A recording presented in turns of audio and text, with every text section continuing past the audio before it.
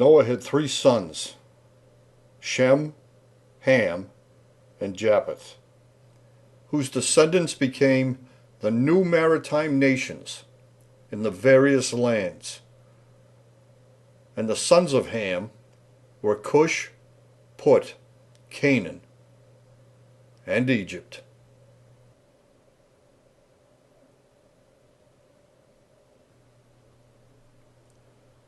It is a matter of record that after leaving Egypt, the Israelites wandered in the wilderness for 40 years. But even if this large group of people, who numbered in the thousands, advanced towards Jerusalem at just a single mile a day, they would have traveled along a path that was more than 14,000 miles long. Yet not a single trace of their wandering existence has ever been found within this region. No encampments, no beaten paths, no skeletal remains, no human waste, no war carnage, no validated structures, no graffiti, absolutely nothing.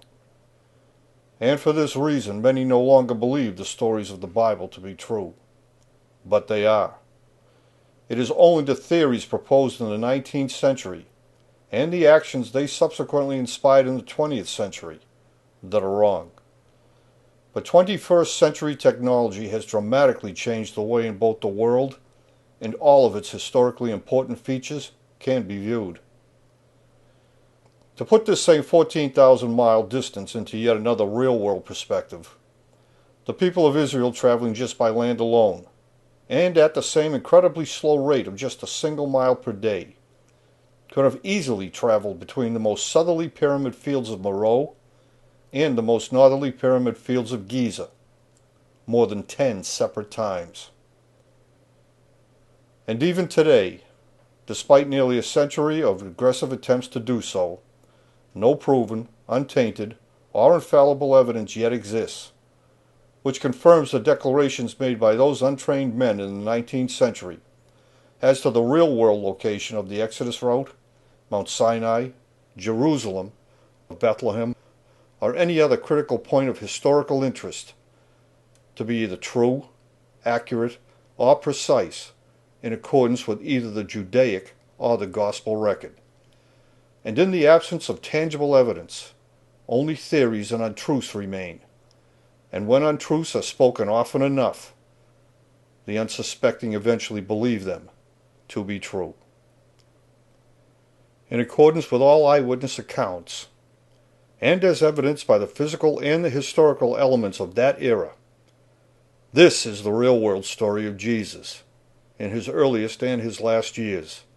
including the true location of Bethlehem, Nazareth, and Jerusalem. This area was once covered by an ancient sea. Among the most poignant pieces of evidence attesting to this fact are the skeletal remains of whales long ago stranded as the water receded.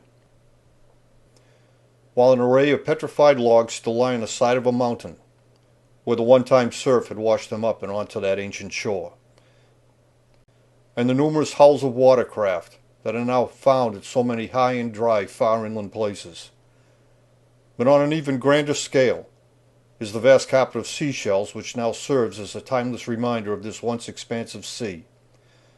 whose meandering and well-defined shoreline would later serve as an indelible boundary between certain divisions of land, since this once watery limit is easily distinguished from the elevated areas that lay above and beyond that ancient waterline,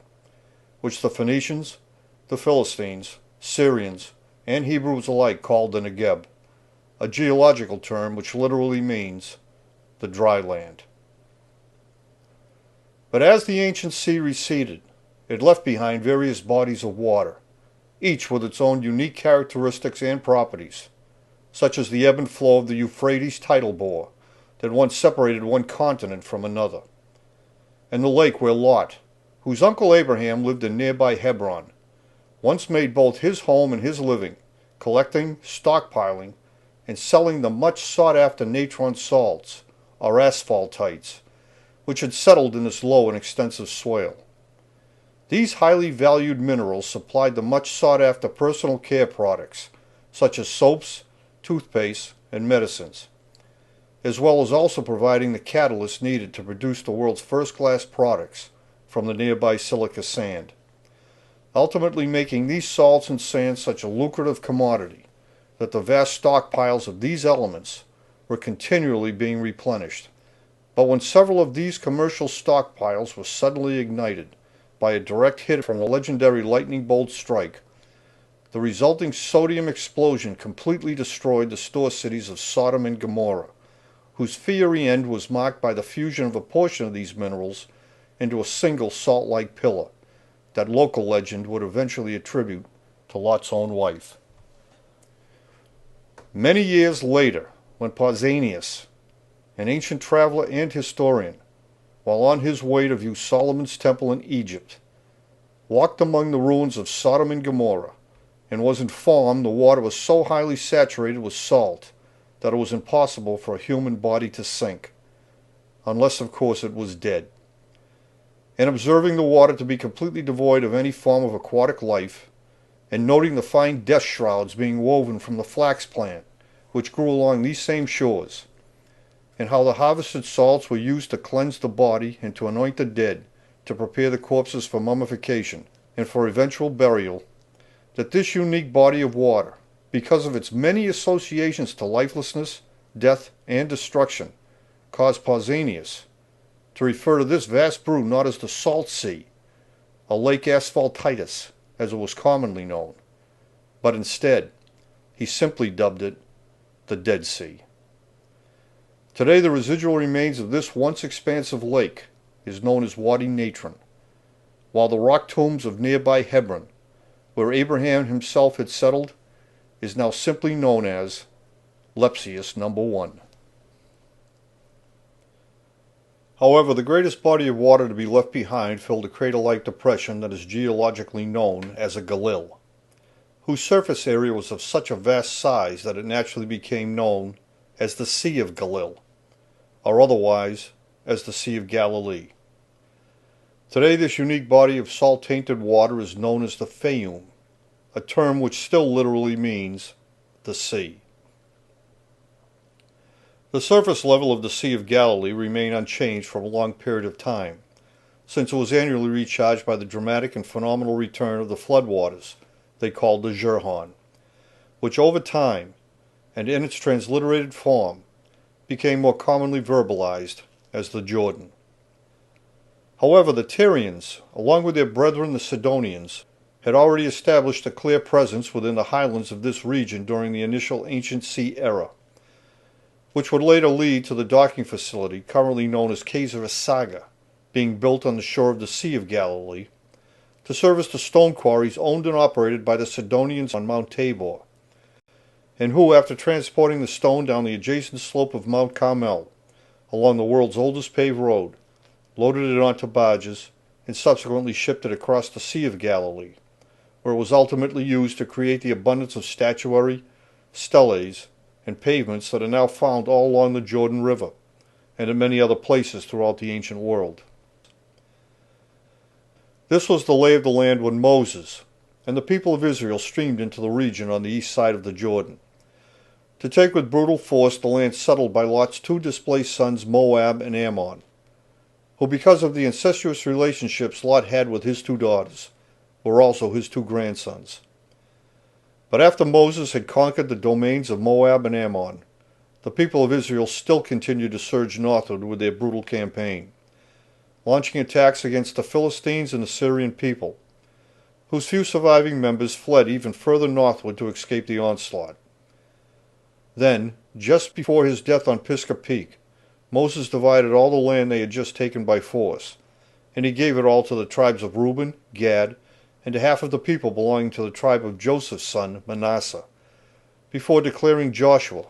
who was otherwise known to Egyptologists as Meremptah, to be the new leader over all the people of Israel. And then Moses died. After his death, Moses' mummified body was transported to the base of Mount Hor, where it was interred in the royal cemetery in the region of their former dwelling place, which is currently known as the Valley of the Kings, where the first commemorative mention of the nation of Israel can still be found written in stone. Soon after Moses' interment, Joshua summoned all the war-worthy men to Gilead, including those from the tribes of Reuben, Gad, and Manasseh, even though Moses had already given them the land on the east side of the Jordan River.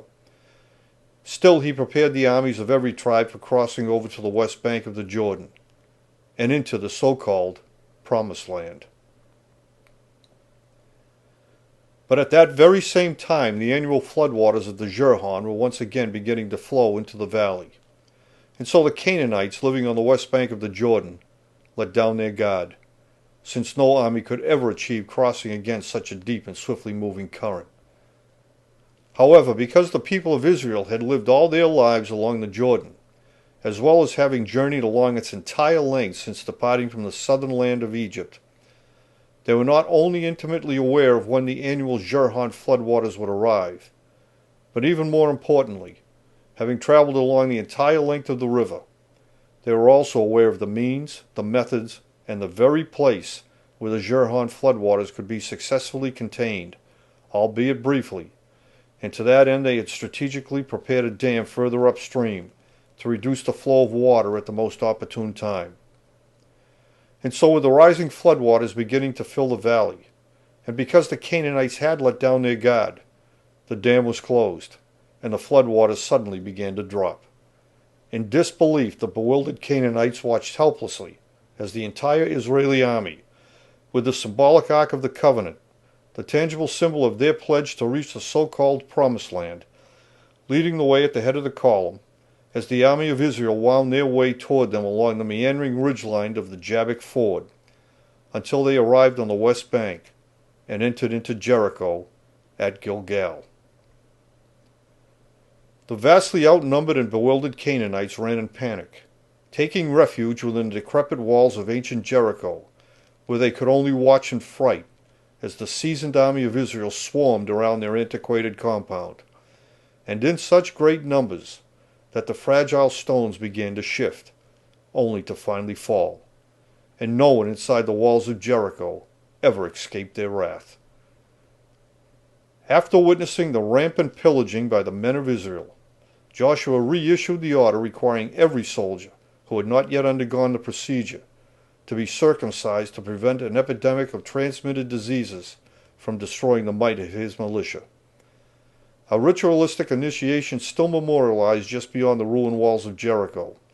where one of the earliest examples of Semitic writing was also found, along with a commemorative copy of the Ten Commandments Moses had placed into the Ark of the Covenant at Mount Sinai at the outset of the Exodus. As the people of Israel expanded their insurgency into the outlying area, a contingent of spokesmen, hoping to gain early favor with Joshua, arrived at Gilgal from a nearby village, and provided him with strategic information as to the whereabouts of a neighboring community who were planning to attack his troops. As a result, Joshua's army left Gilgal, and then a surprise attack invaded Gibeon. And just as they were chasing down the last of the fleeing refugees, the day went totally black, in one of the rarest celestial events ever recorded, as the moon moved in front of the sun to produce the total eclipse of December 20th, 1246 BCE. At the precise moment of the year when the sun reaches its lowest point in the sky, and for just a few brief moments stands completely still, before it begins to move backwards to return from whence it came. This celestial phenomenon is known as the solstice. It is an astronomical term that literally means to stand still. A celestial event so rare, and with the dark actions of their surprise attack so complete, that they recorded the following condoning passage in both the book of Joshua and the book of Jashar. On the day the Lord delivered the Amorites to the children of Israel, he said, "Sun, stand still at Gibeon." And the sun stood still in the midst of the heavens. And it stood still 36 moments. And the moon also stood still, and it also stopped, while Joshua took vengeance on the nation of his enemy. With his hardened and experienced army, Joshua continued his attacks on the Canaanites for several years, a docile plains people who were ill-prepared for warfare, unlike the Amalekites to the south, or the tenacious Philistines and their Syrian neighbors, who had condensed themselves into the northwest regions. For this reason, Joshua had not achieved full control over the entire West Bank. But even so, because they had fulfilled their obligations, Joshua allowed the men from the tribes of Reuben, Gad, and the half-tribe of Manasseh to return to their conquered land on the east side of the Jordan, while the other 9.5 tribes remained on the West Bank, each of whom, knowing Joshua's health was in steep decline, were now demanding him to divide the land amongst them, and in large portions, with each section being assigned to a particular tribe, just as they had been promised, and just as Moses had done for their brethren on the opposite side of the river.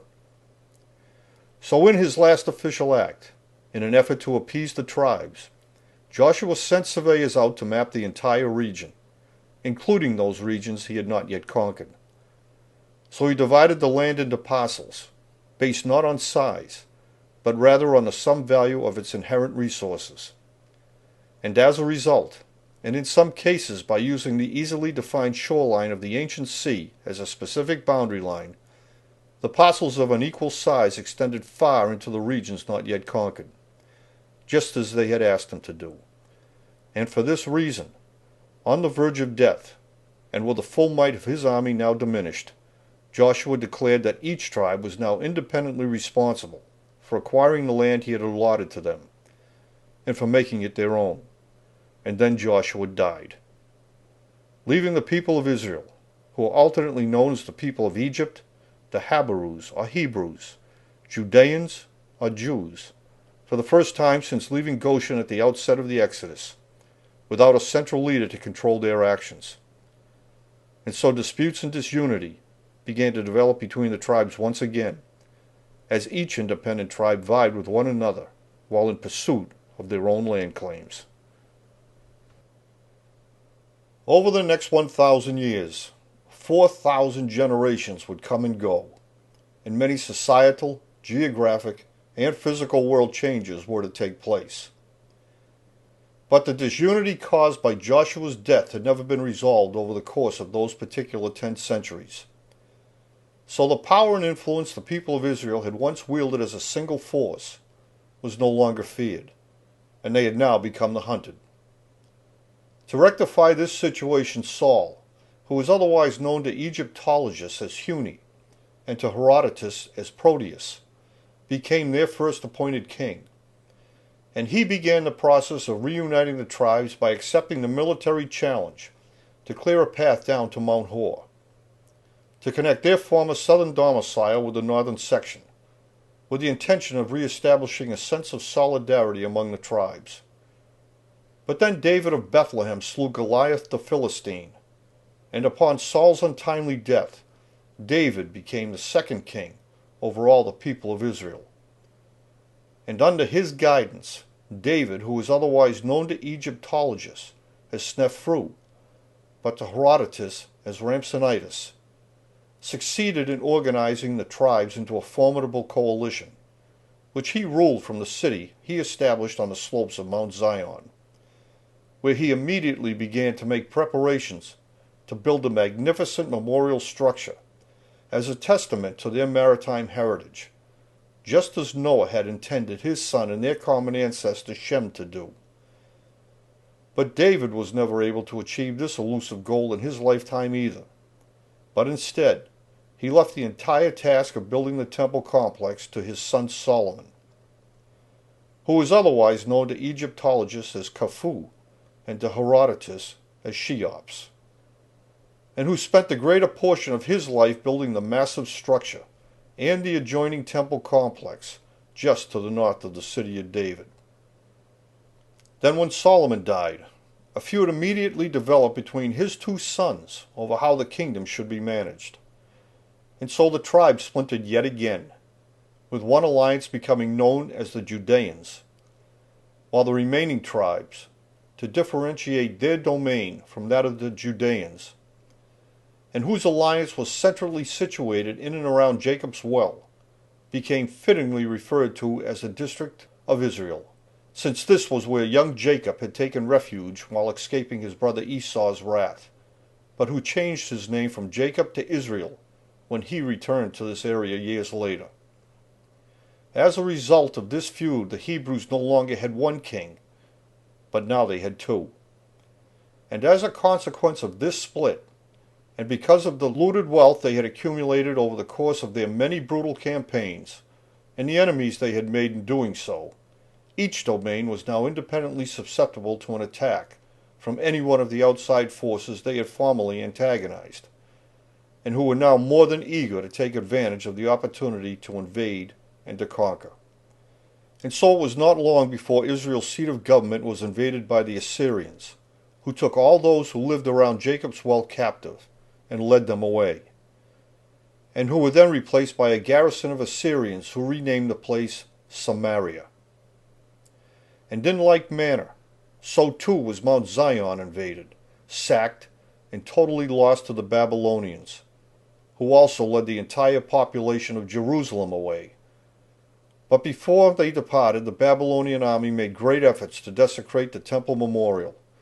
robbing it of its riches and leaving the entire area in a most unimaginable ruinous state. As a result of these many varied chaotic shifts in power, disputes, invasions, and desecrations, great portions of the past and present history of both Judea and Israel were becoming increasingly muddled and less understood. However, 70 years and several generations later, with a change of Babylonian leadership, Cyrus the Great, the king of Babylon, allowed the exiles to return to the banks of the Jordan River. But not all of the Judeans chose to make the journey, since most of the original group had died, while many of them did not choose to go since they had never actually seen the celestial-based monument Solomon built as a testimonial to their maritime heritage, and were no longer inspired to do so, even though it marked with precision the whereabouts of Eden, the one-time island home of Adam and Eve, whose sinking Noah had escaped in antiquity. But for those who did return, and had actually seen the memorial monument in all its glory, but now as old men and old women looked upon the desecration it had suffered, were overcome with the greatest of sorrow. Because above all else, it was exactly where the promise to preserve their entire history had finally been achieved. And it was exactly why, with its completion, they called this geodetic marker, this navel of the earth, Jerusalem, a term which means the place of fulfillment and of final rest. But the sudden return of the former exiles was met with hostile resistance by the people who had filtered into Jerusalem after it had been swept clean of the Judeans 70 years before. So in fear for their lives, especially in light of their own past deeds, and having been completely stripped of their military might, the exiles had no choice but to stay on the east side of the Jordan River, where they set up their city of tents directly across from Jerusalem, where the towering monument could be plainly seen. And because each and every one of them had lived in Babylon proper for so long, with most of them having been born and raised there, they had naturally acquired many of the Babylonian traits, customs, and mannerisms. And so the fortified heights where the exiles had settled on the east side of the Jordan River was dubbed Babylon. But as soon as he heard of their endangered plight, Cyrus acted swiftly and enforced his own decree by threatening to retaliate against anyone who interfered with the exiles' mission to rebuild Jerusalem. Nevertheless, at first there were only a very few who dared to leave the safety of so-called Babylon. But as more and more of them began to migrate back into Jerusalem, an ambitious plan was concocted to build a brand new monument, in part to symbolize the rebirth of their community, just as Cyrus had wished them to do, and as their most prominent benefactor, also went further by pledging the funds they would need to replicate the original monument his predecessor had so badly desecrated and defiled. Despite Cyrus's decree, the former exiles still continued to face great resistance from the local population, whose political interference was tenacious and unending. As a result, after the construction of the second monument had been underway for quite some time, it came to an abrupt stop, to allow Cyrus time to reconsider his decision. But only after a great period of time had passed was the work finally allowed to resume. However, the materials, building methods, and workmen were very different. But even so, the structure began to rise higher once again. Then Cyrus the Great, their magnanimous benefactor, died. And seizing upon the opportunity to renew their protests with the new ruler of Babylon proper, the local population succeeded in having construction on the second monument stopped yet again, until further considerations could be made. Eventually, the new king of Babylon proper, after completing his own deliberations, allowed the work previously sanctioned by Cyrus the Great to resume. But as a precaution, he sent Ezra the scribe to Judea to write down all he saw and all he heard, so that he could stay constantly informed of both the progressive activities as well as the temperament of the people. And Ezra did exactly that, conducting his literary affairs on the east bank of the Jordan in the hills of so-called Babylon, where he, along with his school of scribes and his contingent of interpreters, were constantly engaged in gathering up and recording the information for posterity. As a result, in 1896, more than 200,000 ancient scrolls and hundreds of manuscripts were inadvertently discovered in the district of so-called Babylon, where they had been hidden away in a specialized secret vault called a Genizah. This massive collection of scrolls, found in Old Cairo, was the source from which the comparatively minuscule collection of so-called Dead Sea Scrolls that was serendipitously discovered in the stark and isolated region of the Qumran Caves in 1946 had been taken. They are exactly the same. In his enterprise to present an accurate record, Ezra the scribe wrote the following regarding the building of Solomon's temple. In Lebanon alone, work was carried out by 10,000 men, who worked in 3-month shifts. The structure was built from blocks of high-grade stone cut to size and smoothed on both their inner and outer faces, and the temple was finished at the end of 20 years. While in comparison, Herodotus, the Greek adventurer historian, who was in so-called Babylon, or Old Cairo, near the end of Ezra's life, and who interacted on a scholarly level with the former exiles, wrote the following to describe the same geometrically inclined monument. Work was carried out by 100,000 men, who worked in 3-month shifts, to build the pyramid, with stones smoothed and fitted together in the most perfect manner. And the pyramid was finished at the end of 20 years. But the incessant political pressures continued unabated, causing the work on the second monument to be halted once again. However, Ezra's report served to console the Babylonian kingship, and so the Judeans, along with their counterpart brethren from the divided tribes of Israel,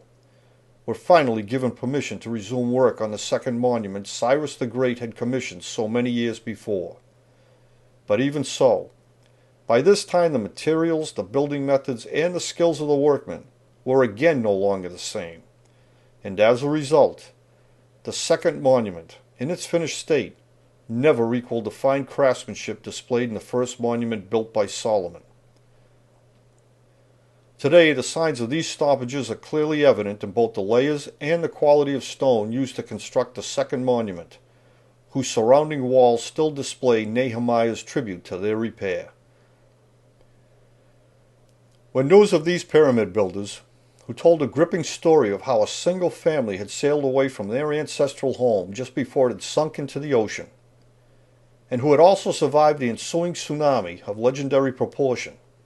and of their gods and kings and of maritime men whose knowledge of the world's oceans, and their ability to draw maps of both the earth and the sky,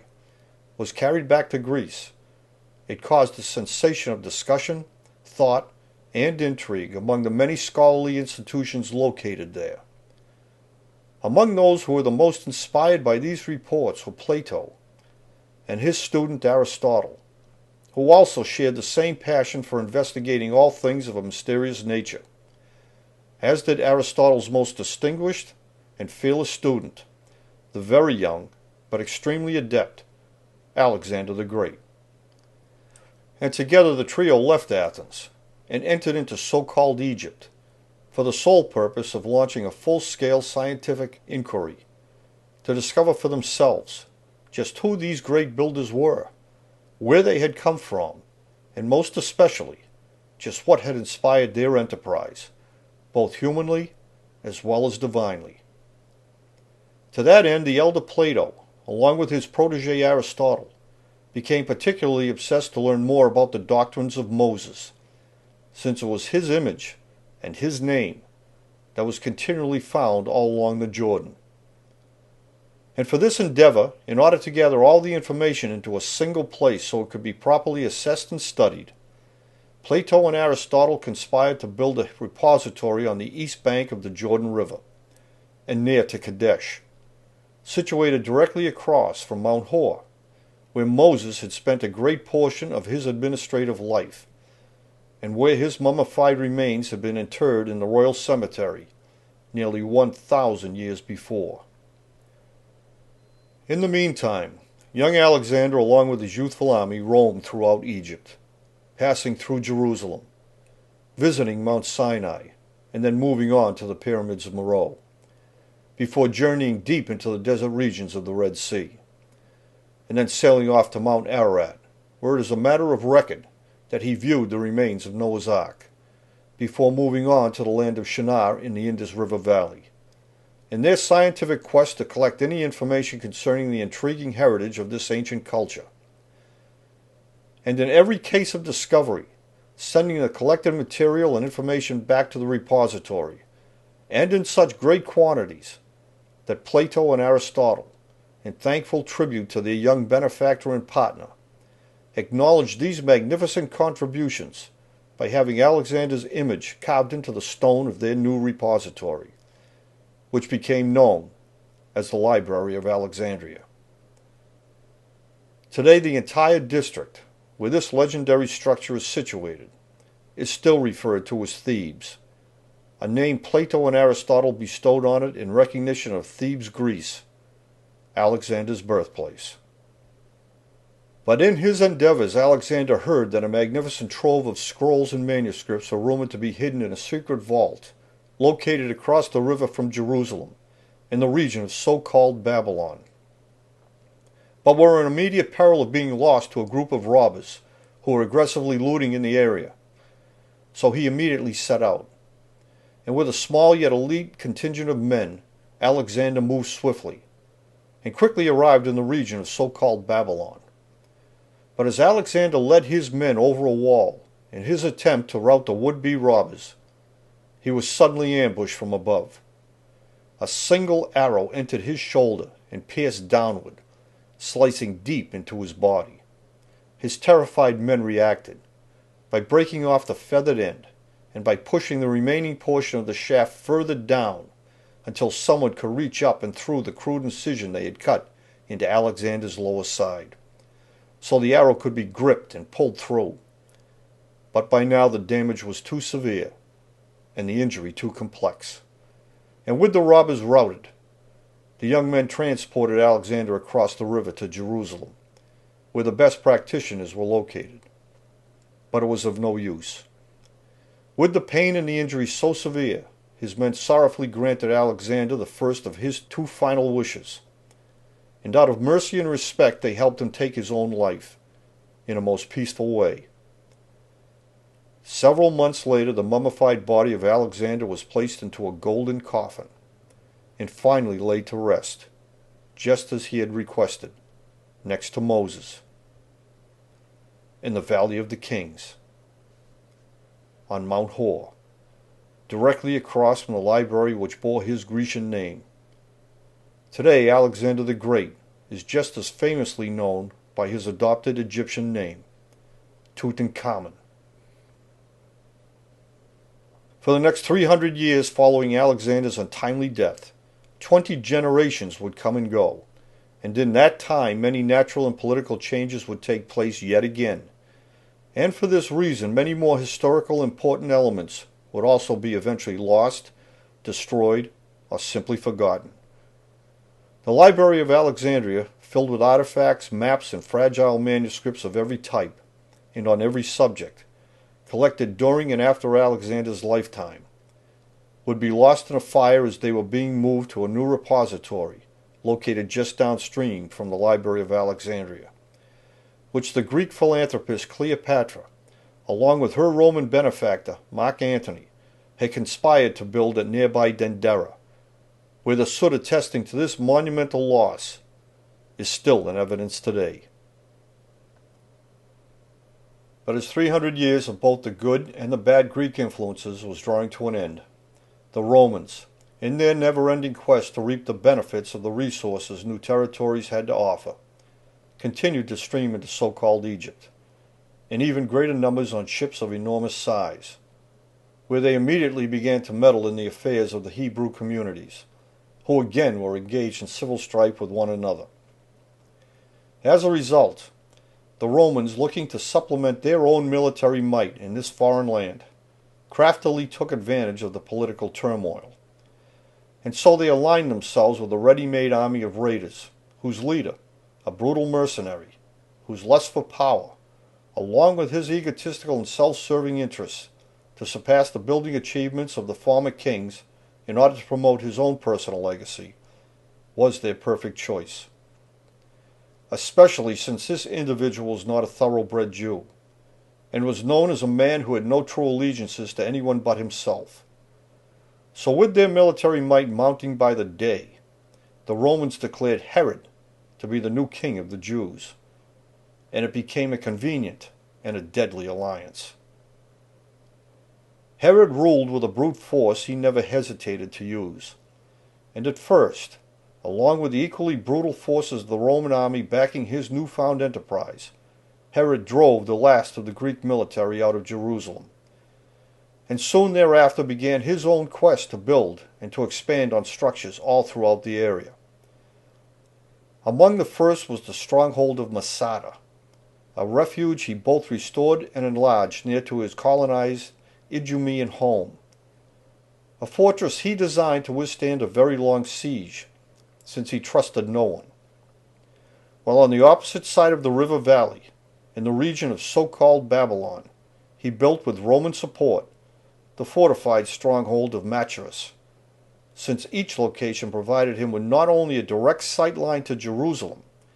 but even more importantly, they provided him with several direct escape routes leading away from the towering monuments, since as an ally of the brutal Romans, and always wary of everyone and everything, Herod had easily become a widely targeted man. But by now the Romans had been exerting their unwanted influences throughout the region and along the entire length of the Jordan River for more than 60 years. At first besieging Jerusalem, where Pompey had profaned the first monument built by Solomon when he unsanctimoniously entered into its hallowed interior, and where Herod, empowered by the Romans to do so, ordered the reluctant population to begin adding more height and a new stone casing to the already towering pinnacle of the second structure, simply because their ancestors had failed to achieve the same greatness and quality as the first monument built by Solomon, and it would prove to be a most punishing task. But in the period leading up to the death of Alexander the Great, numerous physical and societal changes had been taking place. The flow of water into the Sea of Galilee had been curtailed by both nature and by man, and new docking facilities and townships, particular to that pre-Roman era, had sprung up all along the shoreline, as the Greeks of that previous era had also continued to expand their academic presence all along the Jordan River, and who would, in the spirit of Plato, Aristotle, and Alexander, subsequently coordinate, transcribe, and publish under Ptolemy Philadelphus the recollections of 72 selected Hebrew historians, whose remembrances of their past were written on a certain type of papyrus called biblos, and subsequently compiled into a single manuscript,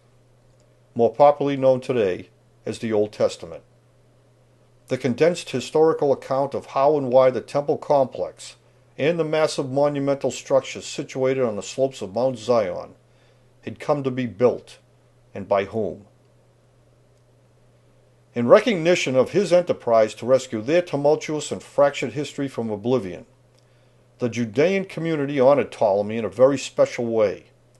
by engraving their tribute to him on a commemorative tablet that is more popularly known today as the Rosetta Stone, which was found just downstream from the numerous geometrical structures the Greeks simply referred to as the pyramids. In the meantime, just as the docking facility at the base of Mount Tabor had grown silent, so too were the docks and harbors established in the Grecian era left just as high and dry, as the Sea of Galilee continued to shrink in size, just as the Dead Sea and the Euphrates tidal bore also continued to do. But even though they no longer received the merchant ships as they once did, these former harbor points still served the caravans who came for the bountiful produce and timber the ever-expanding and enriched soil yielded in abundance. And with the gradual change of both the shoreline and the diversity of the increasing population who lived there, new townships, villages, and regions, each one with their own distinct allegiances and ideals, continually came into existence.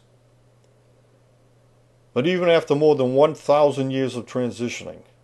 the Sea of Galilee was still a most formidable body of water, along whose fertile shores fishermen still cast their nets from sturdy boats, built for them by the skilled carpenters who lived at the edge of the forest, along a very particular inland waterway, where all things nautical could be obtained, at a place they called Nazareth. But the working population of Galilee had grown weary of the constant intimidation, the ever-increasing demands, and the brutality of the Romans who had infiltrated every community center, aided by Herod, who himself had grown more powerful, more feared, and more emboldened with each passing year. And as the ranks of the Roman army continued to grow in size, so too had their personal needs, and to meet this demand the Romans imposed quotas on the labor force, who were required to supply them, and at no cost, with whatever goods they needed. It was extortion without an end, since the laborers would be working to supply, and therefore to keep in power, the very people who were oppressing them. It made no sense at all. And no area was more affected by this unjust form of tax than the industrious people who lived in the bountiful region of Galilee, where their catch of fresh fish, harvested produce, and manufactured items were garnered on a daily basis. But upon hearing the working class in Galilee were growing increasingly resentful of the quotas being imposed on them, Quirinius, the Roman governor of both Judea and neighboring Syria, ordered a census be conducted throughout the entire land, so each society's affiliations, allegiances, unions, associations, and skills could be assessed. But most importantly, he wanted to know exactly how many able-bodied men he might be up against, so he could prepare to meet any uprising, any place, at any time, with an overwhelming force. Under threat of a sure and severe punishment if they didn't comply with the census, Joseph left Nazareth in Galilee, and along with Mary, who was with child, traveled back to Bethlehem, his ancestral home, to register his genealogy in accordance with the terms of the census. But soon after officially recording and registering his ancestry with the census takers, Mary gave birth to the child they called Jesus, who was born with a most rare countenance that was completely unlike their own. Word of his unusual physical appearance spread rapidly amongst the oppressed and dejected people, who had also crowded into the country town to be counted, each of whom had also been wishing for a sign of hope. And here was suddenly a baby boy, born as milky white as Noah, the famous mariner who had escaped from the cataclysmic event of an unprecedented proportion. And this was Bethlehem, the exact same town where David had been born, a mere shepherd boy who killed Goliath, and had then risen on his own merits to become the first full king of the Jews, and who had then steadfastly prepared his own son Solomon for the task of building the towering monument in Jerusalem as a navel of the earth, to serve as a lasting and eternal testament to their maritime past, heritage, and their understanding of both celestial mechanics and worldwide navigation. And all of these were Jesus' ancestors, and this was their first sign. Joseph remained in Bethlehem to be sure Mary and the infant Jesus would be hardy enough to make the 3-day journey back to Nazareth. In the meantime, news of Jesus' appearance and his ancestral lineage continued to spread and caused a commotion wherever it was heard. Among those who witnessed these excited gatherings and became intrigued by the news were merchant seamen from another land, accomplished navigators each and every one, and who, by carefully measuring between the moon and a very particular star, which stood alone at the apex of the great circle of equal altitude ingeniously devised by Enoch, then used by his grandson Noah, and which now guided their own vessel across the sea, and had led them directly to Jerusalem, just as it had always done. Merchant seamen who, because of their profound and accomplished ability to navigate by the moon, the stars, and the sun, and who easily read the signs of the zodiac as they sailed the oceans of the world, were considered to be, and were thusly called, wise men. After conducting their business affairs with Herod, whose harbors teemed with merchant ships from every land, and whose commerce he controlled, the wise men were quite interested in seeing the newborn infant for themselves, especially since they too sailed their own ships along the same navigational baseline his own ancestor Noah had used, and ultimately memorialized in such a dramatic and monumental way. For this reason, the wise men asked for directions to the town of Bethlehem, and Herod, after listening intently to their odd request, and in further consideration of the widespread commotion the birth of this particular baby was causing, issued an order that all newborn males in and around the town of Bethlehem be destroyed. The wise men arrived in Bethlehem and brought with them the news of Herod's order, causing instant panic among the many families gathered there, since the brutality of Herod and his desire to remain in power at any cost was well known to everyone, since he had already publicly killed many of his own family members whenever he felt threatened by them. For this reason, the women in and around Bethlehem banded together, and along with their young sons headed northward and away from Herod's advancing men, who operated out of Jerusalem. However, soon after leaving Bethlehem, Mary splintered off from the group, and she turned westward, continuing on while many of the others lagged behind, and stopped to rest at Merimda Betisalama, with the expectation of finding refuge there. But it was not to be so. When Herod's mercenaries caught up with them, they slaughtered every mother and son, whose burials are still there to this day. Joseph reunited with Mary and Jesus at El Hamra, the unique freshwater spring located at the edge of the Salt Sea. But because they knew Jesus' rare countenance would not show up among the dead children, they also knew they would still be hunted by Herod's mercenary troops. So Joseph took Mary and Jesus, and under cloak, moving stealthily, the trio made a wide berth around Jerusalem, traveling through the wilderness, before arriving at El Matarea, where many of Joseph's relatives still lived, and who were descendants of those who had come out of Babylon proper several hundred years before, and where he, Mary, and Jesus were taken in and hidden away. But as a carpenter from Nazareth, skilled with boats and boat building, Joseph soon found suitable transport, and so the family of 3 fled the area and traveled deep into Egypt, to where the Valley of Cedar, a community of highly skilled carpenters dedicated to building specialized river and ocean-worthy watercraft, was located, just across from the Valley of the Kings, where the body of Moses was interred in his former domicile, and where the stele commemorating the conquests of Joshua and the first written mention of Israel was dedicated. And it was here, in the province of Kadesh, where the parts of those great ships were manufactured and then subsequently carried overland along the Wadi Hammamet watershed, where they would be reassembled into the great ships outfitted at Qusair, before departing to travel about all of the world's oceans, to collect, as well as to dispense, all forms of societal, scientific, and navigational information. But even more importantly, Jesus' new home was also situated right between the two great academic centers of the scholarly libraries of Grecian Alexandria and Greco-Roman Dendera, each of which was renowned as a mapmaker's paradise, where all worldly and astronomical matters, both human and divine, were still being gathered together, compiled, compared, and studied with a vibrant and an unrivaled intensity. 4 years later, Joseph received the news of Herod's death, but he chose not to return to his former domicile, because after the Romans had made him the king of the Jews, Herod had immediately broken with tradition, and he had replaced the descendant priests, men who had always inherited their position, with men of his own choosing, and it became a corrupt and an unholy alliance. These were the conspiring men Joseph was now most wary of,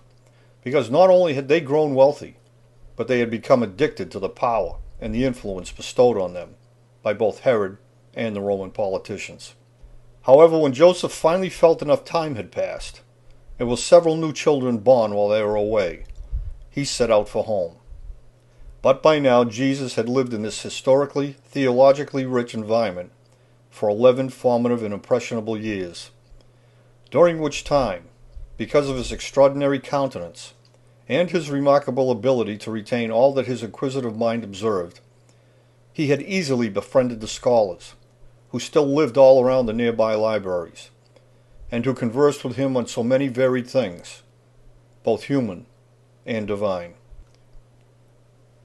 It was nearing springtime when Joseph arrived back in the area, with the intention of settling near his relatives in the district of so-called Babylon.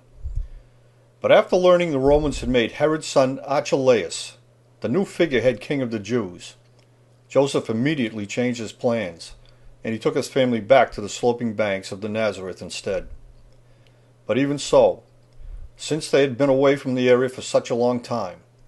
and still yearning to reunite with their northern friends and relatives, Joseph took Mary, Jesus, and Jesus' brothers and sisters on a journey to Jerusalem, to partake in the annual Passover celebration in remembrance of the Exodus, when Moses had led the people of Israel out of Egypt's land, and through the Red Sea in their quest to return to the so-called Promised Land. But on the way to Jerusalem, Joseph took Jesus to Simeon, a very old priest whom he still trusted, and being schooled in the ancient prophecies, Simeon immediately recognized Jesus' extraordinary countenance, and so he blessed him in a very special way. When Joseph and Mary arrived in Jerusalem, they made camp with their relatives whom they hadn't seen for 12 years. But because Jesus was on the verge of manhood, and was so astute in academic matters and learning, and so experienced in travel and worldly matters, they allowed him to roam under cover among the crowds, but always in the protective company of a relative, so he could experience all the sights and the sounds Jerusalem had to offer. And with each passing day, Joseph and Mary got used to not seeing Jesus, since he was always out and about, which was not at all uncommon. However, believing he was still in the protective company of a relative, Joseph and Mary left for home, with the expectation that Jesus would follow along shortly thereafter. But when they realized Jesus was no longer with their relative, they rushed back to Jerusalem, where they found him, with his extraordinarily different countenance in full display, conversing and lecturing the priests and visiting scholars, who always congregated at the base of the temple monument built by Solomon. It was a captive audience whom Jesus had informed, along with so many other things of academic and genealogical intrigue, that Solomon was just one of the many famous fathers he was directly related to. Joseph and Mary were frightened by the dire prospects of Jesus' very public appearance,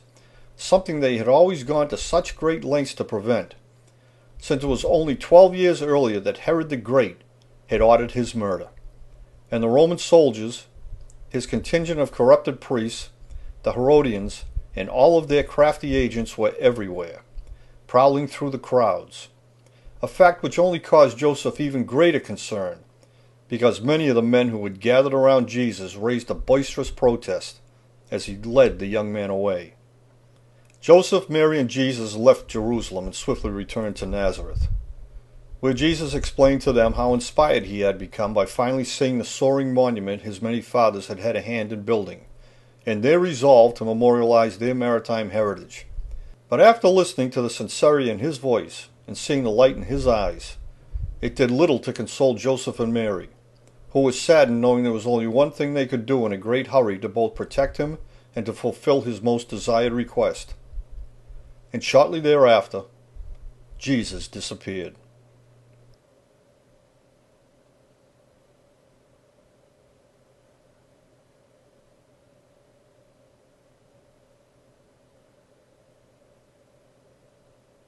"18 years later, Jesus returned to Nazareth, where Mary still lived along with his 4 brothers and his several sisters, some of whom he had never even met.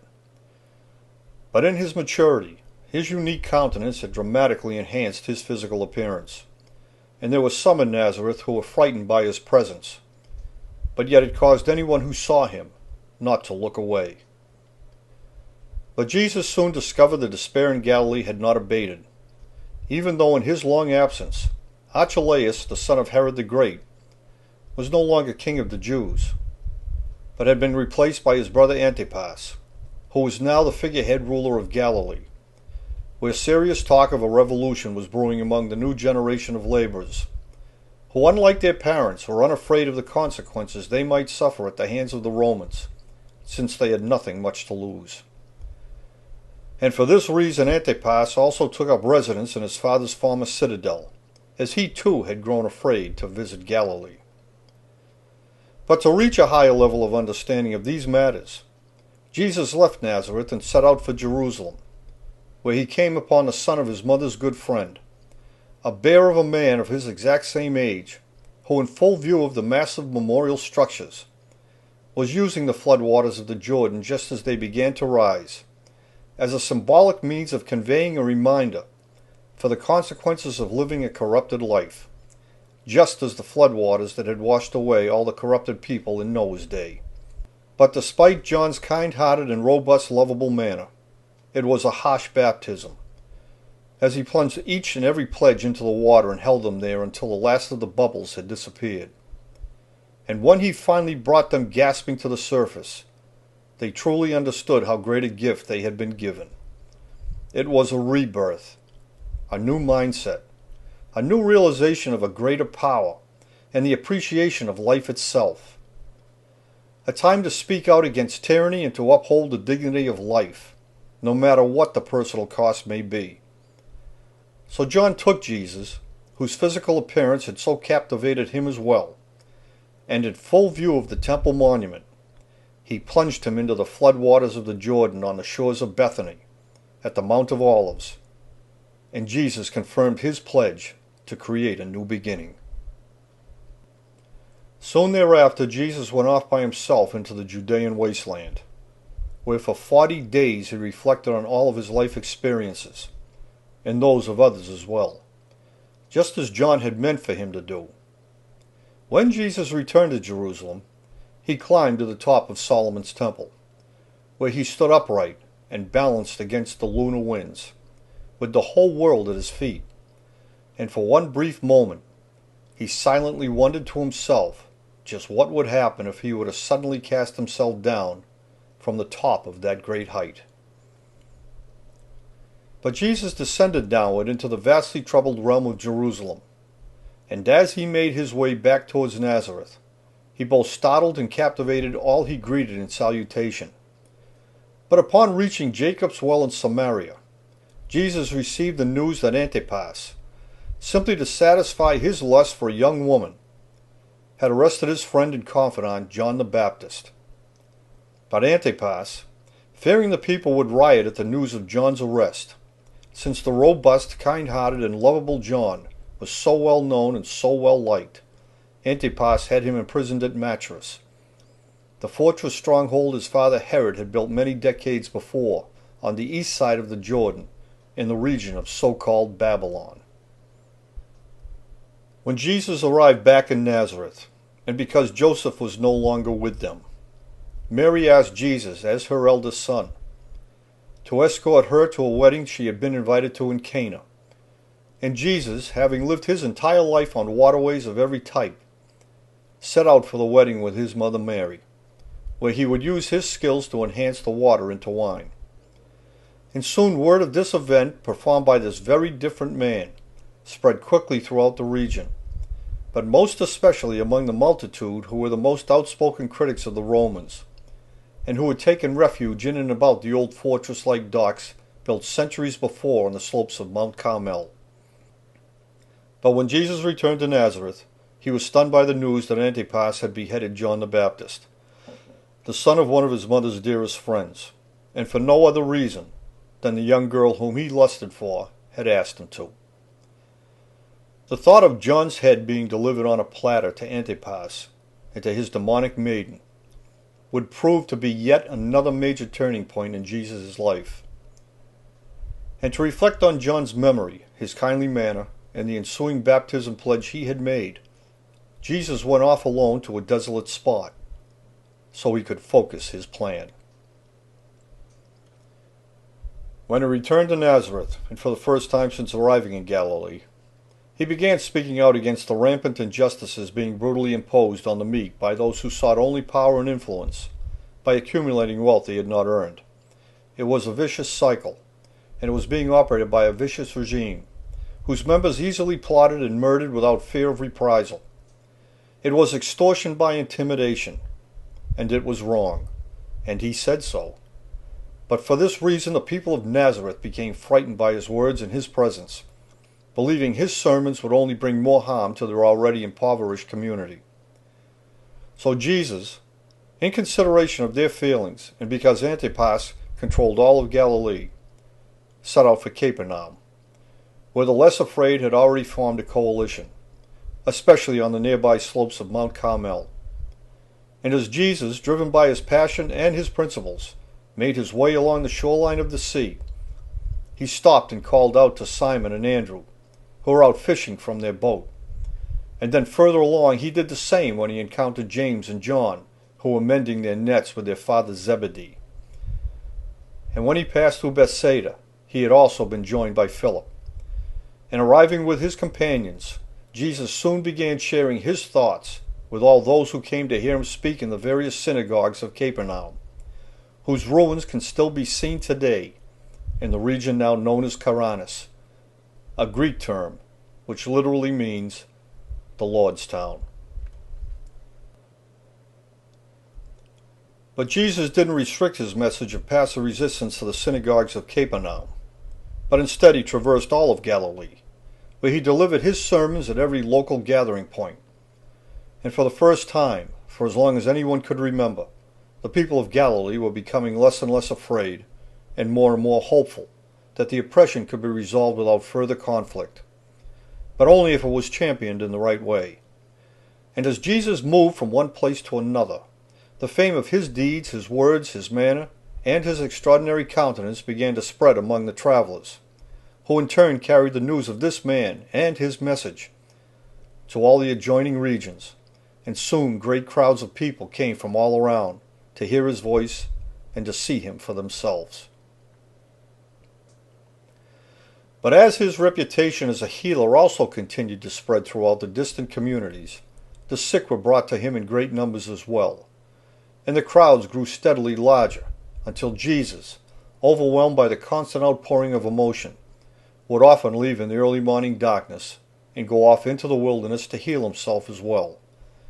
But in time these sojourns into the desert were also discovered, and Jesus found it increasingly difficult to find any place where he could be alone, to reflect on his own most innermost thoughts. And it became an increasingly common occurrence that whenever he returned to the shoreline, or walked among the villages, he was mobbed by the crowds, who always followed him wherever he went, their voices calling out, their hands reaching out, until the only thing he could do in so many cases was to retreat to the shore, where he would get into a boat and, pushing off, would speak to the masses as he floated along the beaches of Galilee.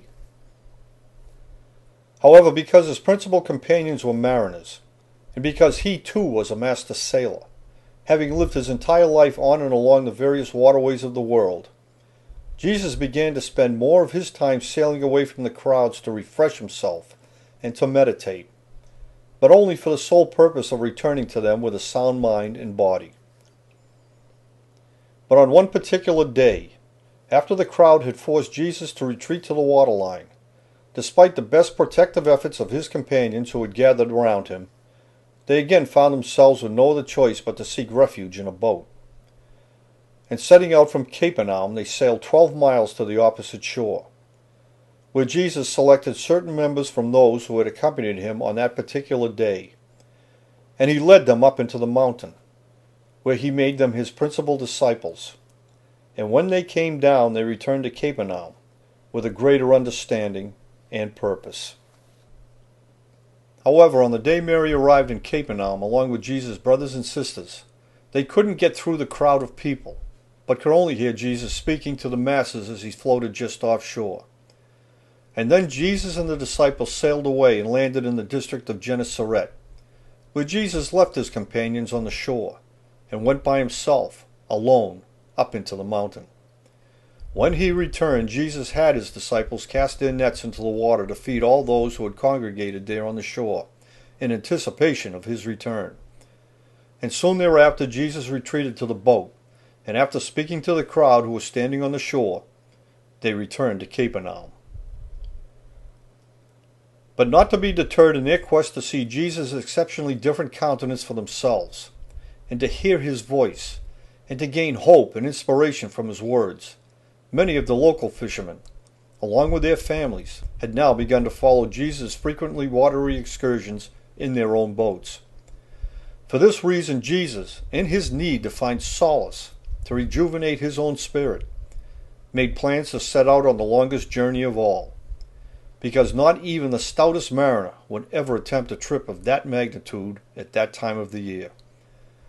But Jesus made his preparations, and along with his reluctant disciples, who as experienced mariners themselves knew only too well the perils they faced. But even so, they set out for the district of Gerasene. But the 35-mile journey was the longest one the Sea of Galilee had to offer, and on the way Jesus had fallen asleep, but was suddenly awakened by the frantic voices of his disciples, who instantly realized their greatest fear had become a reality. The dreaded winds spawned in the desert at this particular time of the year had swept in alongside the mountain of Carmel, and were now being channeled directly into the Galilee depression, where it was creating huge white-capped waves. And now their heavily laden boat swung uncontrollably into the tempest. With the wind on its broadside, it was listing precariously into the surging waves, and was quickly taking on water over its lowermost side. But Jesus, who was the most experienced open-water sailor among them, had prepared for just such an event, and as he poured the kegs of oil into the water, the sea all around their boat suddenly became calm and still. As they drew nearer to the district of Gerasene, a solitary man who had been tracking their approach for a long while from his lofty vantage point on the top of the sheer cliffs, came down to the beach where he intended to confront these intruders. But when he saw Jesus' uncommon countenance, he became instantly frightened, and recoiling away, he waved his shovel in a most threatening manner. But at that very moment, as Jesus stretched out his hand to rid him of his fears, a herd of hogs, that had been rooting high above them at the very top of the nearby cliff, rushed over the edge, and plunged down into the water below, where the entire herd drowned. And while still frozen in his defensive stance, after witnessing this phenomenal event, and seeing the disciples gather around Jesus in a most protective way, and hearing Jesus' voice, and seeing his remarkably different countenance,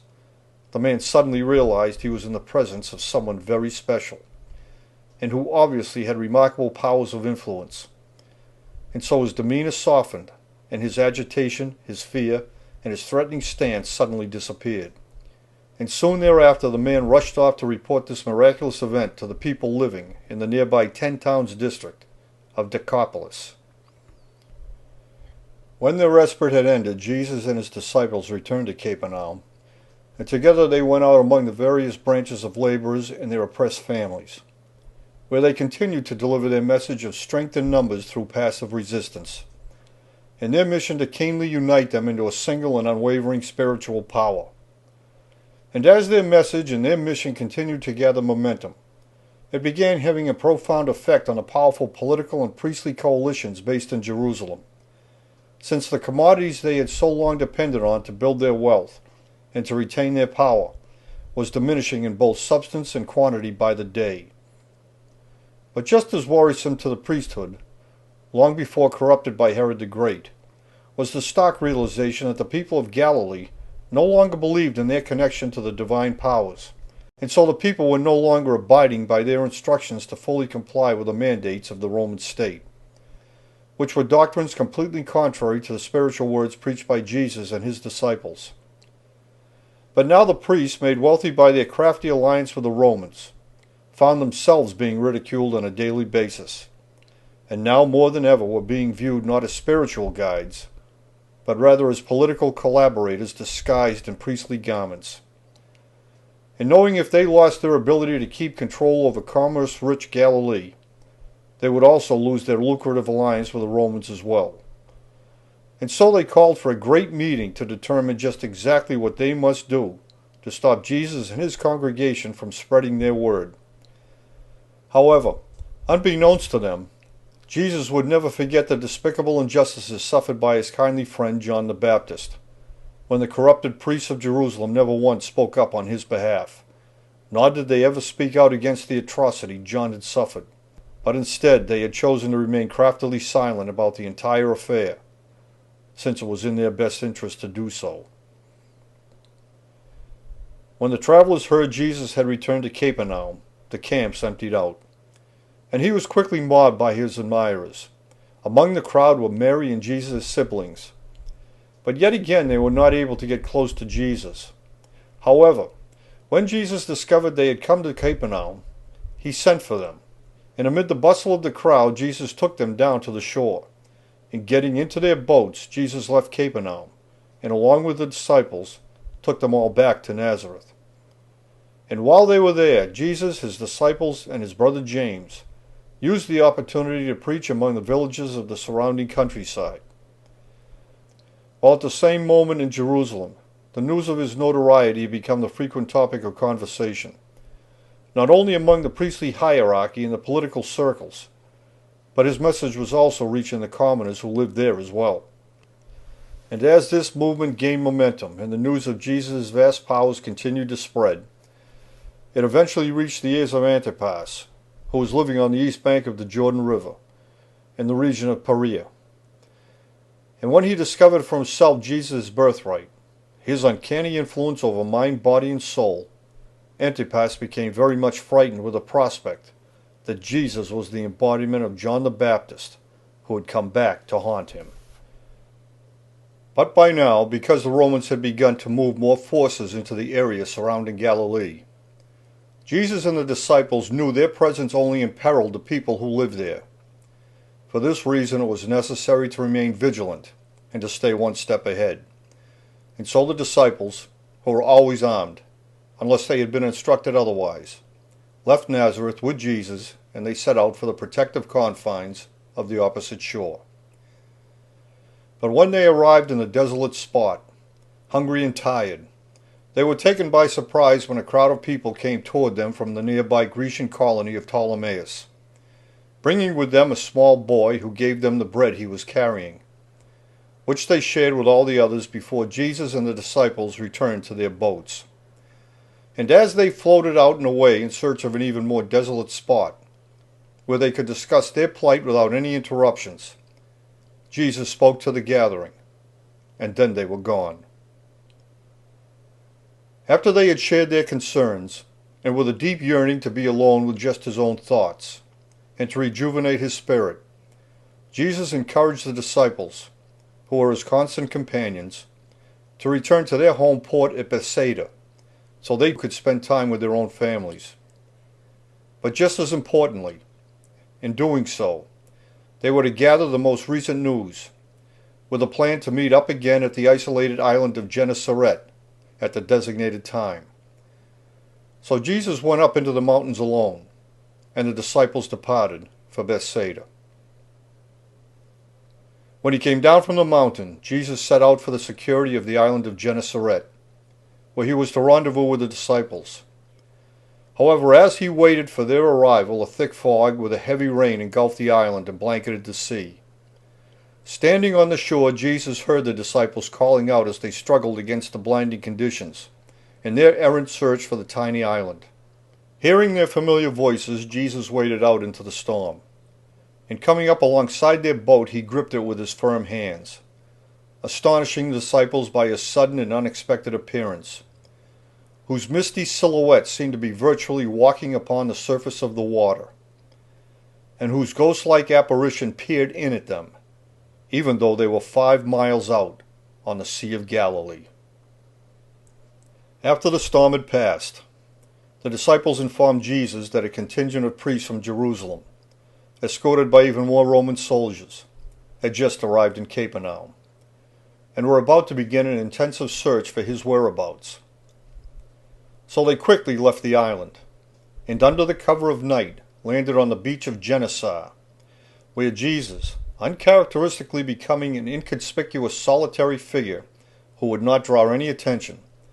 immediately set out for the desolate region of Sidon to begin a 50-mile trek to the now high and dry borderline of Tyre, a district that had long ago been established on the shoreline marked by the ancient sea. Leaving on his journey just days before the Roman patrol sealed off the northern routes in the region, where the growing ranks of the most outspoken critics of the Romans, and who were regarded by many to be among the most earnest supporters of Jesus, had taken refuge, and were now living in and around the formidable and fortified mountainous confines of the Watchtower district. In the meantime, the disciples, making it a point to reveal Jesus was not with them, lingered there for a while in order to further thwart and confound the covert efforts of the Romans and the priests from finding him. But soon after establishing this fact, the disciples departed on an extreme journey, sailing along the shoreline to the remotely located 10 Towns district, where they would once again reunite with Jesus, with the expectation that by the time they met again, the fruitless search for Jesus along the northern shoreline would have come to a frustrated end, since it was well known that the unpopular priests never remained in the area any longer than was absolutely necessary.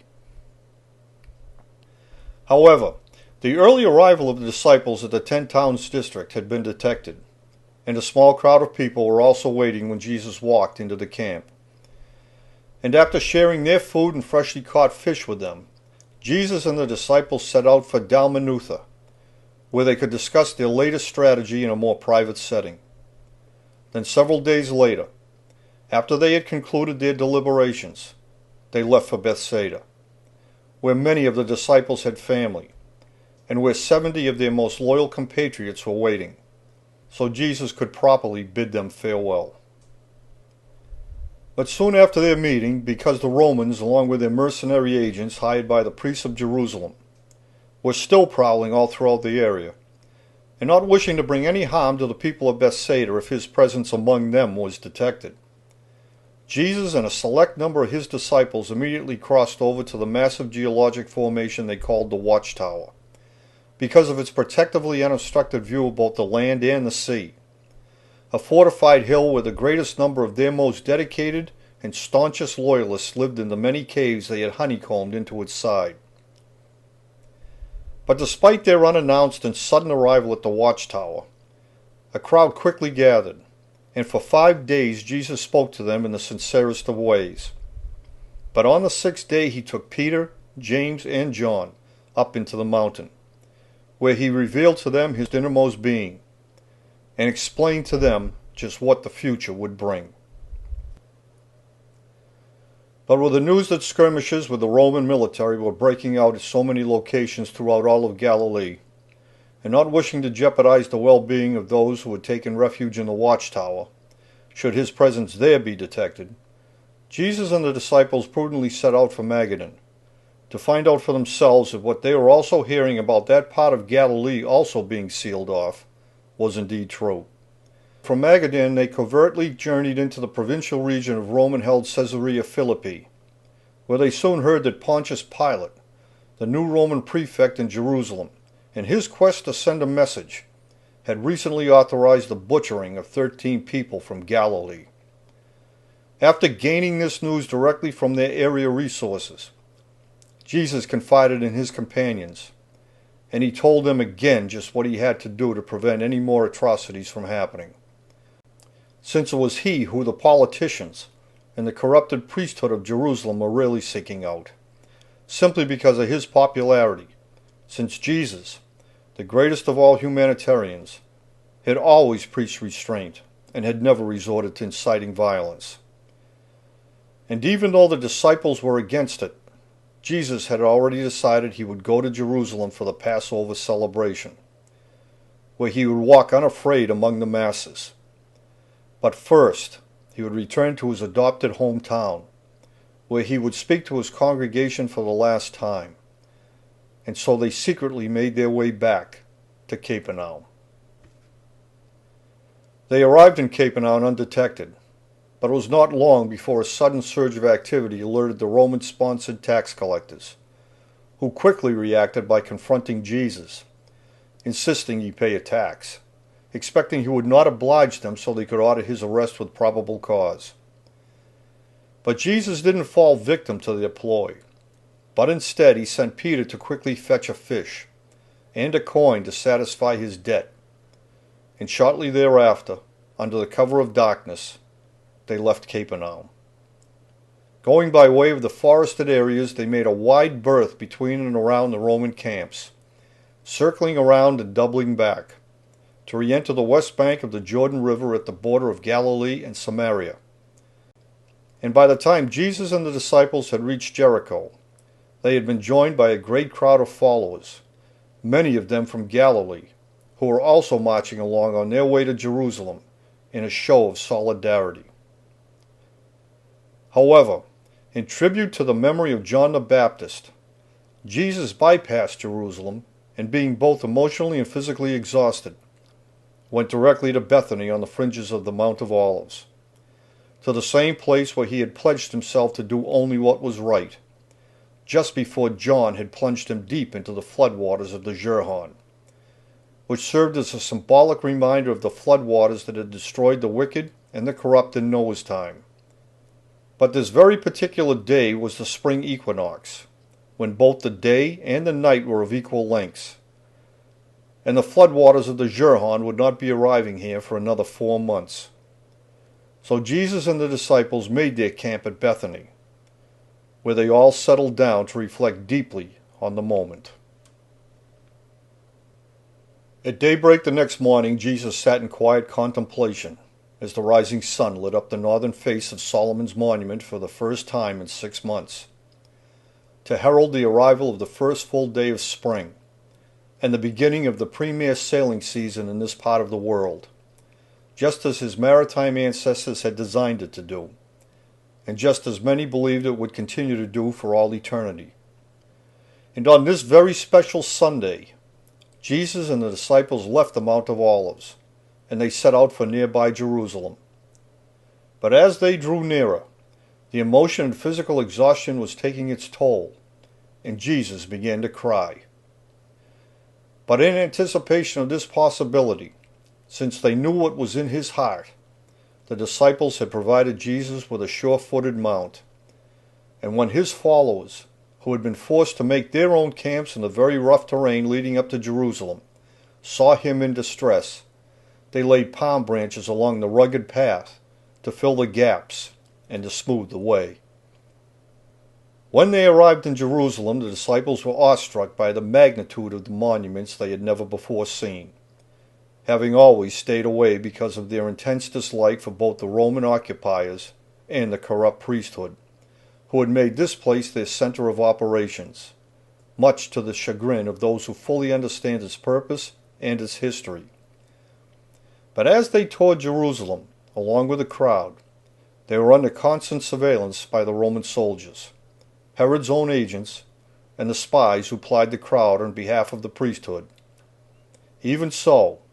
as they moved through Jerusalem, the disciples continued to be amazed and awestruck by the remarkable size and grandeur exhibited in both the monuments and the walls.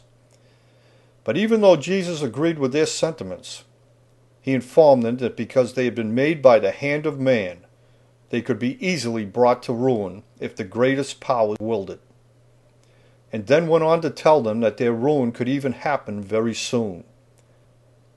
And as his words filtered outward through the crowds gathered there among the towering monuments, there was a great deal of hushed wonderment at what he had said, while amongst the ranks of the Roman soldiers a boisterous demonstration broke out, their words of incredulous disbelief openly scoffing at the possibility that such an event could ever take place. While off to the side, the priesthood, long ago corrupted by Herod, narrowed their eyes, their focus, and they began to hone their plan. That same night Jesus slept on the Mount of Olives, but returned to Jerusalem the next day. And as he made his way into the temple square, he became infuriated when he discovered the money changers were using the Passover gathering to ply their craft, converting and lending money to the poor so they could afford to buy back, at inflated prices, the very same items many of them had produced in Galilee, but had been forced to turn over to the Romans and their friends in the form of a tax. Swindlings and dealings obviously sanctioned by the priests, because they were flagrantly occurring in Monument Square. In a fit of passion, Jesus charged at the tables, and one by one he flung them over, scattering their contents across the ground, surprising even his own disciples in the suddenness of the moment, but who reached under their garments to grip both sword and knife, and were ready to defend him. However, because of the size of the crowd, and because the Roman interests were not being directly violated, the soldiers didn't intervene,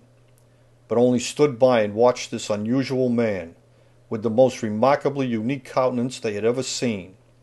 and who had boldly declared the massive stone monuments could soon be lying in ruins,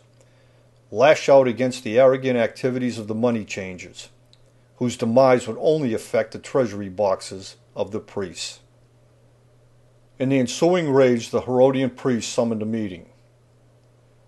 And over the next 4 days, after spending their nights on the Mount of Olives, Jesus and the disciples continued to return to Jerusalem to circulate through the Passover crowds, and to tour among the extensive fields of above-ground tombs and memorial structures,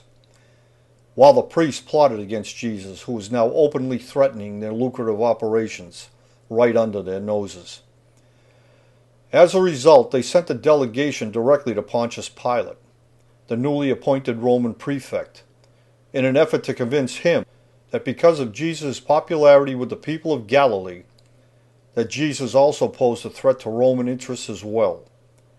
In that same discourse, the priests went even further to say Jesus had proclaimed himself to be the Son of their God, when he predicted the massive monuments could soon be laying in ruins if he ever willed it to be so. And because of his reputation, there were many who firmly believed in his exceptional powers. And for these reasons, Jesus had become a menace to them all. But Pilate, fearing a riot would develop if he should intervene, especially because of the great number of people who had come to Jerusalem to celebrate the Passover, many of whom, as a public sign of solidarity,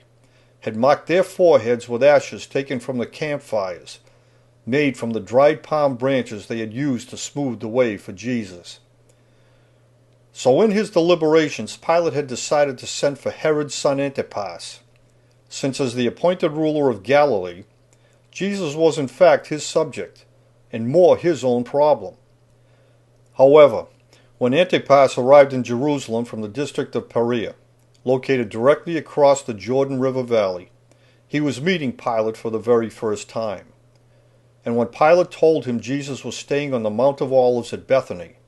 but was coming to Jerusalem every day, Antipas became afraid again,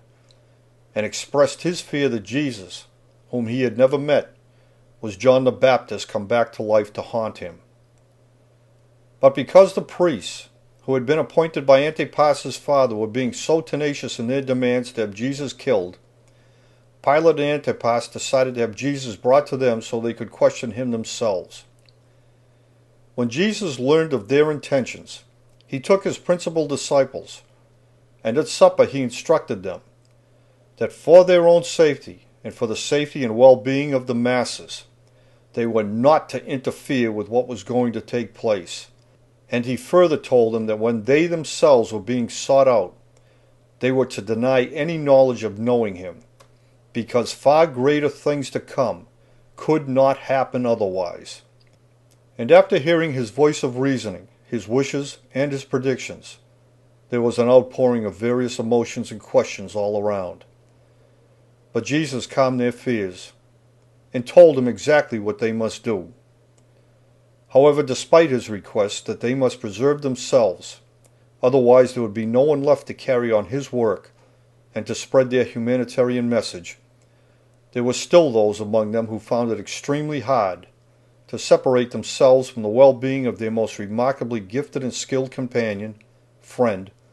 and longtime mentor. After the supper had concluded, Jesus and the disciples returned to Bethany.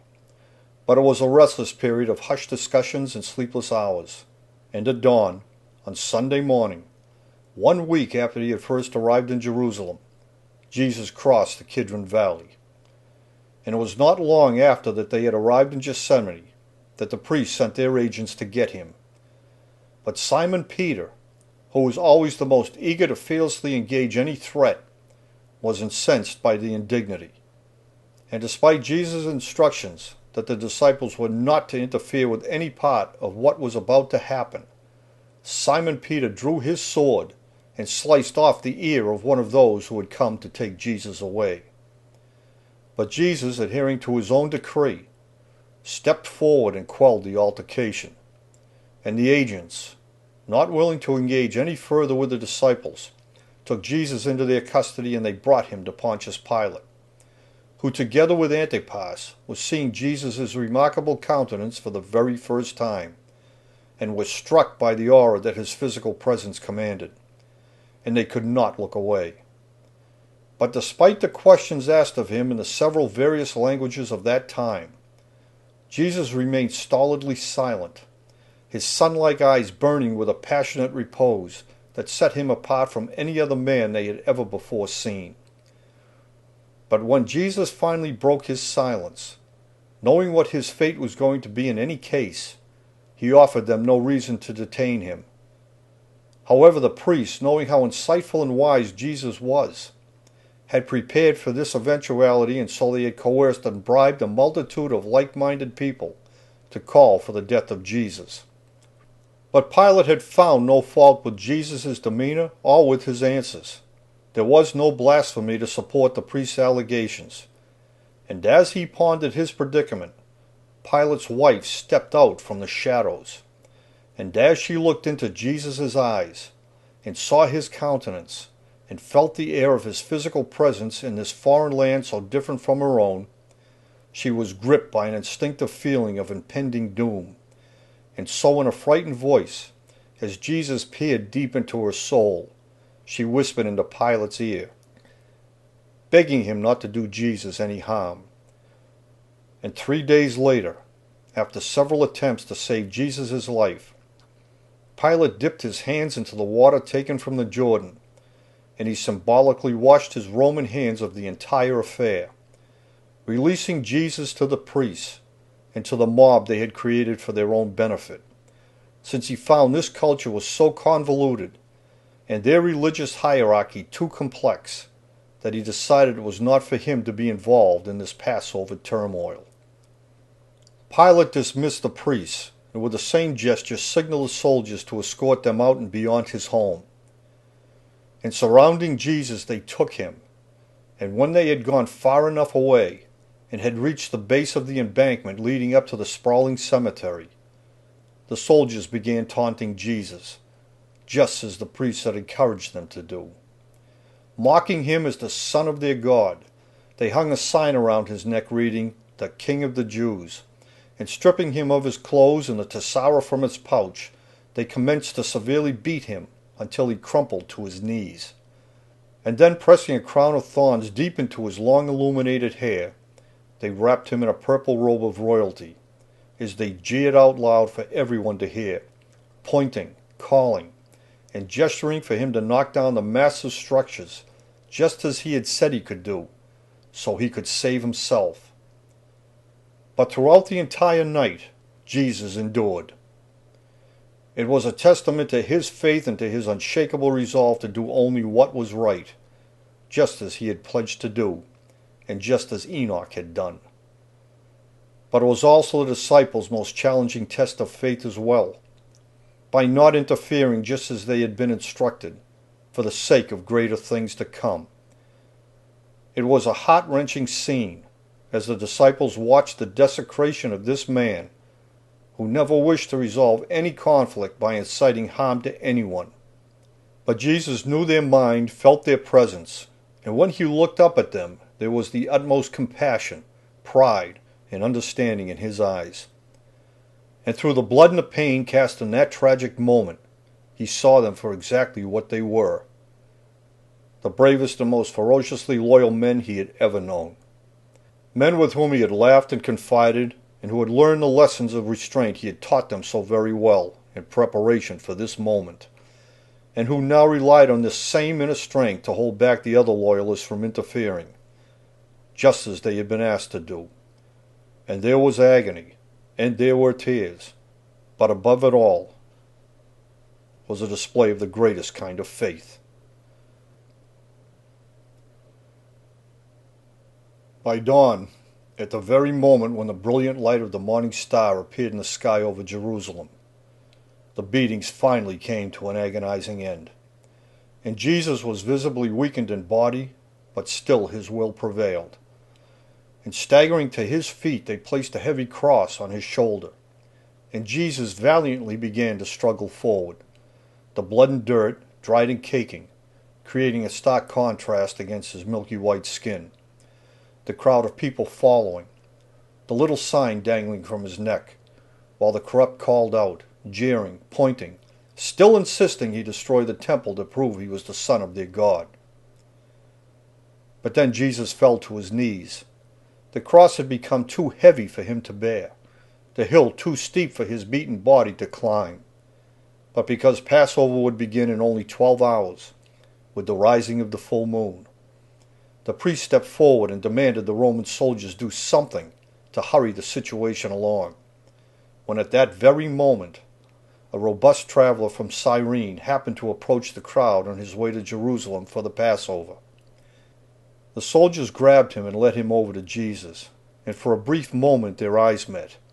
and in a compassionate manner Simon from Cyrene lifted the cross and hoisted it to his own shoulder, and dragged it up the slope and onto the apex of Mount Zion, to the place they called Golgotha, Skull Hill, the highest point and the most prominent place of public executions, from where both the crucified and the temple structure could be plainly seen. It was here where Jesus was impaled before the executioners tilted the wooden frame and raised it into its final position between two other freshly executed souls. Hanging there for all the world to see is men and women from Galilee, his mother and her supporters, a great many of his 70 disciples, the accusatory priests, their agents and their collaborators, the Roman soldiers and many of the curious-minded, gathered on the apex of the mount, sitting, standing, some huddling together, all the while waiting and watching. But then Jesus lifted his head, his long hair stained and matted with his blood, his piercing eyes red, his summoning voice once again clear, when off in the distance, at that very moment he called out, a great cloud conjured up by an unseen force rose up in the blood-colored atmosphere and began its ominous approach. But it was the overwhelming heat that was the first to arrive, before the noonday sun was suddenly blotted out by the dreaded Carmesine storm. And as Jesus endured the brutal onslaught of blinding dust and sand, driven by the howling winds of spring, the ground began to shake so violently that stones inside the temple suddenly began to crack, while bodies spilled from the mastabas in the nearby cemetery, and the massive capstones placed there by Herod's command crashed down, while off in the far distance the harbor built by Herod sunk into the northern sea as the soil beneath liquefied and gave way. As the cowering people on the mound, and all throughout the entire land, soldiers and priests and commoners alike, were filled with a spiritual fear unlike anything they had ever known, crying out in the darkness of the unrelenting onslaught of hot, howling winds and blinding sand, as the earth continued to heave and quake with the most unimaginable power beneath their feet, until both man and beast had been driven to their knees. But then, at the precise moment when Jesus released his soul from his corporeal body, the storm suddenly subsided, and as the stunned and bewildered masses rose up from the carpet of thickened dust, they wondered out loud to one another, and to no one in particular, about the many miraculous phenomena they had just witnessed. And as the entire countryside made inquiries, word rampantly spread that Jesus of Nazareth had been crucified, and everyone somehow knew nothing would ever be the same again. But in those first moments it was only the fearless disciples who truly understood it had all happened for the sake of greater things to come, just as Jesus had told them. The body of Jesus was pronounced dead by the Roman centurion who lanced Jesus aside. But it was the faithful who took his battered and wind-beaten body from the wooden frame and reverently laid him upon the death shroud that had been made on the shores of the nearby Dead Sea, just to the west of Bethlehem. And because Passover was to begin with the rising of the full moon, which was only hours away, the faithful were given permission to place the shrouded body of Jesus into a newly made rock tomb located on the edge of the mount and not far away. And just as they rolled a stone in front of the tomb where they had placed the body of Jesus, they looked up to heaven, their gaze mesmerized by the ominous appearance of a rare two-horned eclipse they called the Beast, projected onto the full moon as it rose into the sky over Jerusalem to signal the beginning of Passover on Friday evening, April 3rd, in the year 33 A.D. The earthly, human, and divine tremors never subsided on that day, and 36 hours later, on Sunday morning, the earth shook violently yet again, and the stone in front of the rock tomb, where the shrouded body of Jesus had been placed, was rolled aside. And when Mary and her compatriot arrived at the tomb with minerals from the nearby Dead Sea, to cleanse and wash the badly damaged body of Jesus, and through flickering candlelight peered inside, Jesus was gone. 30 years after the crucifixion of Jesus, a 26-year-old by the name of Josephus became a prominent leader of the resistance movement in Galilee, which had only intensified in the wake of Jesus' untimely death. But despite his intellectual and wily prowess, Josephus was finally captured and taken prisoner by the Roman general Vespasian and his son Titus, who had gone to Galilee with a resolve to put an end to the smoldering civil disobedience once and for all. Soon after waging war in Galilee, and with their flanks secured, Titus moved directly on to Jerusalem, where Josephus could only watch as Titus's army decimated the city, executed every single person, and then triumphantly carried away all that remained of the temple treasures. And as a result, with the great loss of both life and cultural icons, the muddled and confused history of Jerusalem, and thus the true whereabouts of Mount Scopus, which is otherwise known as Golgotha or Skull Hill, became obscured yet again. As a reluctant eyewitness to the complete obliteration of Jerusalem, and as an intellectual who had studied such matters, Josephus instinctively knew the entire history of the region was once again on the brink of being lost to posterity forever. In recognition of this, and having traveled extensively and intimately throughout both Galilee and Jerusalem, Josephus was compelled to write a voluminous memoir, which he addressed to his like-minded scholarly Greek audience, where among the trove of other critically important facts he preserved were these keen insights concerning the telltale characteristics of Jerusalem. Monobisa sent her bones, as well as those of Azades his brother, to Jerusalem, and gave the order they should be buried at the pyramids which their mother had erected. They were 3 in number, and distant no more than 3 furlongs from the city of Jerusalem. Josephus, Antiquities of the Jews, Book 20, Chapter 4, Paragraph 3. While to the northwest is Mount Scopus, an elevated plain that lies 7 furlongs from Jerusalem, from whose enhanced height a view of the temple can be plainly seen.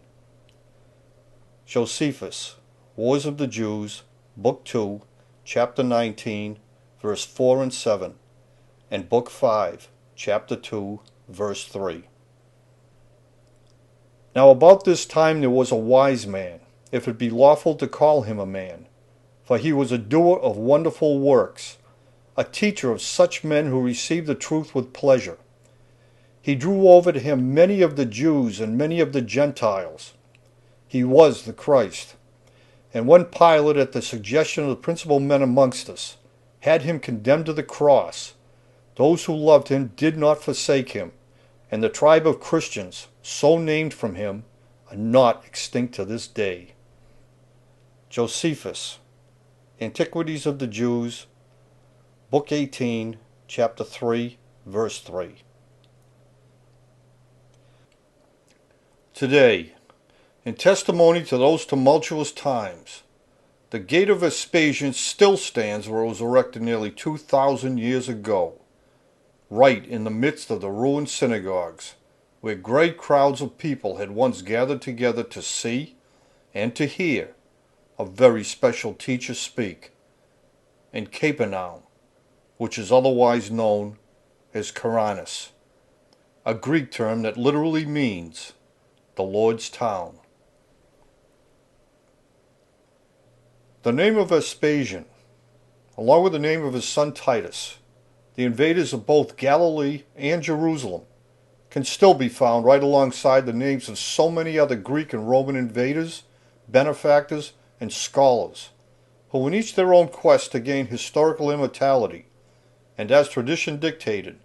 etched the symbols of their adopted hieroglyphic names into the numerous walls and buildings that span the entire length of the Jurhan River, from the most southerly pyramid fields of Meroe and the most northerly pyramid fields of Giza. Adding to the physical, literary, and topographical evidence that is so abundant and so plainly presented that it stands in stark contrast to the unsupported theories proposed by those few untrained men in the 19th century, and the events and actions they subsequently inspired in the 20th century, as they still continue to do. Today, like the Exodus route taken by Moses, the route taken by Jesus also exhibits the physical and historical elements of that particular era with equal clarity. Evidence is indelible as they are precise in accordance with every eyewitness account concerning the travels, the trials, tribulations, and ultimately the spiritual power embodied in one single man, whom the hopeful simply knew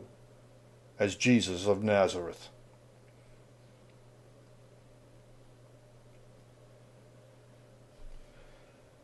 There are those who write histories because they are committed to writing them for the advantage of posterity alone, drawing the facts out of darkness and into the light. Truth is their only concern, while others choose to pervert the historical truth simply because it is in their own self-interest to do so. Josephus, Antiquities of the Jews, Preface, Verse 1.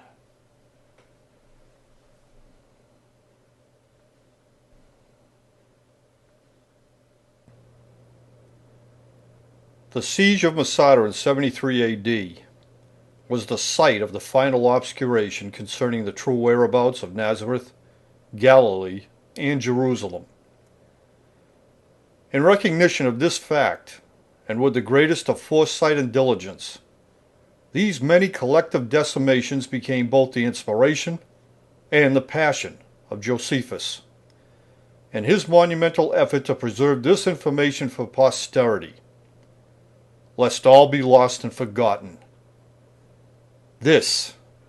is the essence of historiography.